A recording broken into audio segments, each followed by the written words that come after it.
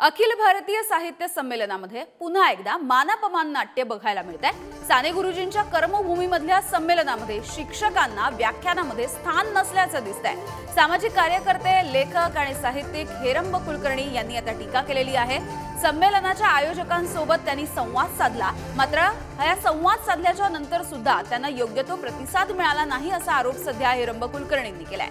शिक्षकांसाठी साने गुरुजी अशा पद्धतीचं व्याख्यान त्यांनी सुरू केलंय।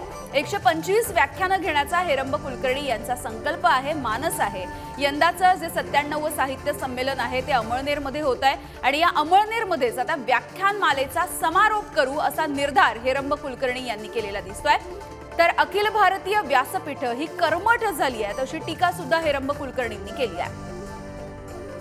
तर आपल्या सोबत शिक्षक, लेखक, सामाजिक कार्यकर्ते स्वतः हेरंब कुलकर्णी सर जोडले गेलेले आहेत।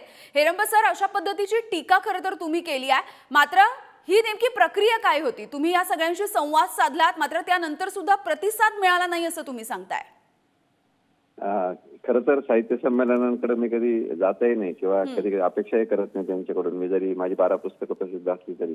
परंतु यावेळी मला आवर्जून यासाठी वाटलं की साने गुरुजींचं 125वे जयंती वर्ष आहे आणि साने गुरुजी 1924 साली शिक्षक झाले, तर त्या शिक्षक होण्याचं पण हे 100वे वर्ष आहे आणि अमळनेरला साहित्य संमेलन होते। त्यांनी असा संकल्प केला की 125 व्याख्यान आपण महाराष्ट्रभर द्यावीत आणि त्याची सुरुवात या साहित्य संमेलनाच्या व्यासपीठापासून आपण करू शकतो। म्हणून मी साहित्य महामंडळाच्या उषा तांबे, पुण्याचे मसापाचे मिलिंद जोशी आणि तिथले जे आयोजक डॉक्टर जोशी यांना हा प्रस्ताव सांगितला, पण त्यांनी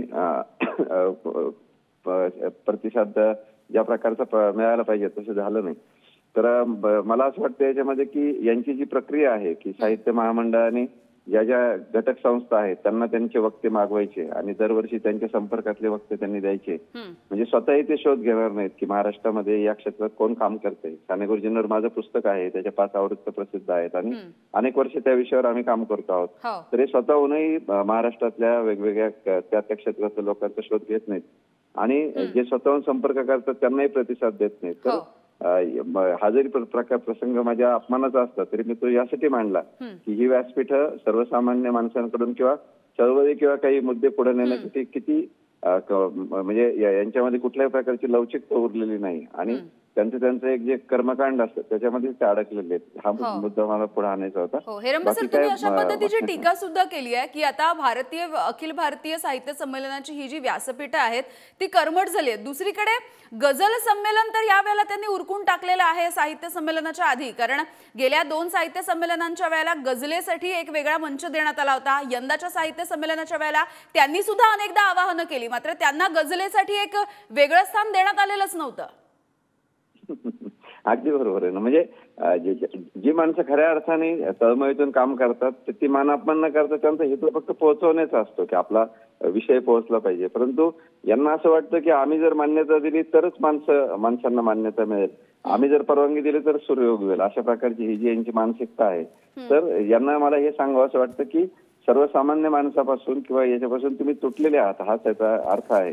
बाकी काय महाराष्ट्रभर पोहोचणं आणि लोकांमध्ये जाणं ही आमच्यासाठी अगदी नेहमीचीच गोष्ट आहे, त्यांनी काहीच फरक पडत नाही। पण याच्यामधून इतकी मोठी व्यासपीठ ज्या प्रकारे समाजाचं प्रतिनिधित्व करायला पाहिजे किंवा समाजाचे जे काही स्पंदन त्यांनी त्यांच्यामध्ये उमटायला पाहिजे ते उमटत नाहीत, हाच फक्त मला मुद्दा पुढे आणायचा वाटतं। हेरंब सर, जे साहित्यिक इथे जाऊन आपल्या ज्या काही लिखाण आहे ते सादर करतात त्यांची निवड नेमकी होते कशी?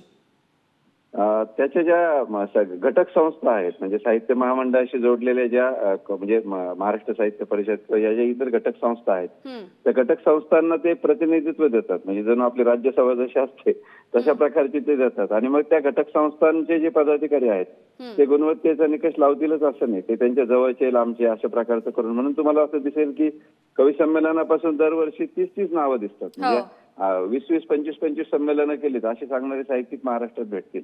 पण आज बहुजनांमध्ये किंवा वेगवेगळ्या बहुजन समाजामध्ये किंवा ग्रामीण भागामध्ये मोठ्या प्रमाणावर नवीन लिहिणारी मुलं आलेली आहेत, पण त्यांची घटक संस्थांमध्ये त्यांची नावं नसल्यामुळे किंवा घटक संस्थांचा संपर्क नसल्यामुळे त्यांची नावच पुढे जात नाही। म्हणजे आता समजा माझं उदाहरण देतो की माझी आज 12 पुस्तकं आहेत, हजारो लेख आहेत किंवा मी काय स्वतःबद्दल सांगावं अशी परिस्थिती नाही, पण आजपर्यंत मी कुठल्याही घटक संस्थेचा सदस्य नाही साहित्य घटक संस्थांच्या, त्यामुळे माझं नाव कधीच तिथे गेलेलं नाही किंवा अशी माझ्यासारखी शेकडो तुम्हाला साहित्यिक दिसतील की ज्यांना सर, तुम्ही ज्या पद्धतीचा आता मान्यता. उल्लेख करताय त्याच पद्धतीने म्हणजे गझलेनं वेगळं व्यासपीठ निवडलं आणि त्यांनी त्यांचं एक संमेलन घेतलं, त्यानंतर विद्रोही साहित्य संमेलन आता आपल्याला पुन्हा एकदा तिथेच होताना दिसेल. जर प्रत्येकाने वेगवेगळी चूल मांडलेली आहे किंवा ही जी माणसं जी ती तुटली आहेत जर या अखिल भारतीय नावापासून आणि अखिल भारतीय मराठी साहित्य संमेलनापासून, तर ही केवळ औपचारिकता उरली आहे असाही आरोप होतोय. महेश केळुसकरांनी सुद्धा याबद्दल लिहिलंय. हो, त्यांनी महाराष्ट्र टाइम्समध्ये त्याच्यावर उल्लेख लिहिला आहे, तो अगदी बरोबर आहे. आणि ही वस्तुस्थिती आहे ना, म्हणजे प्रत्येक वेळी ही टीका होते आहे. आणि आज जी उलट तुम्ही जर बघितलं तर तालुका स्तरावर किंवा जिल्हा स्तरावर जी संमेलन होतं समजा पश्चिम महाराष्ट्रात, उत्तर महाराष्ट्रात, तर त्याला प्रचंड प्रतिसाद सध्या मिळतो आहे. आणि म्हणून मग आता खरोखर या मोठ्या साहित्य संमेलनाची गरज उरली आहे का सोशल मीडिया किंवा सगळ्या माध्यमातून. आणि म्हणून सोशल मीडियावर सुद्धा वेगवेगळी संमेलन झाली. म्हणून ही विभागनिहाय संमेलनं घेणं आणि त्या विभागातल्या लोकांना सामावून घेण्याचा प्रयत्न करणं असा प्रयत्न व्हायला हवे. परंतु दुर्दैवाने दरवर्षी ही चर्चा होते, पण साहित्य महामंडळ ही संस्था इतकी त्यांच्या मस्तीमध्ये आहे की त्यांना मगाशी मी म्हटलं तसं त्यांना असं वाटतं की आम्हीच महाराष्ट्रामध्ये मान्यता देतो आणि मग म्हणजे मी ईश्वराला ईश्वर म्हटलं मग देवाचा जन्म झाला अशी जी कविता आहे, तसं यांना असं वाटतं की मी एखाद्याच्या डोक्यावर हात ठेवला तरच तो साहित्यिक होईल आणि तरच त्याला लोक स्वीकारतील. अशा प्रकारचा जो यांचा दृष्टिकोन आहे हा यांनी जोपर्यंत ते बदलत नाही तर काही दिवसांनी हे पूर्णपणे इरेलेव्हंट होऊन जातील समाजापासून. अशीच परिस्थिती आहे दुर्दैवाने. अगदी धन्यवाद हेरंब सर, तुम्ही सविस्तरपणे बातचीत केलीत यासाठी.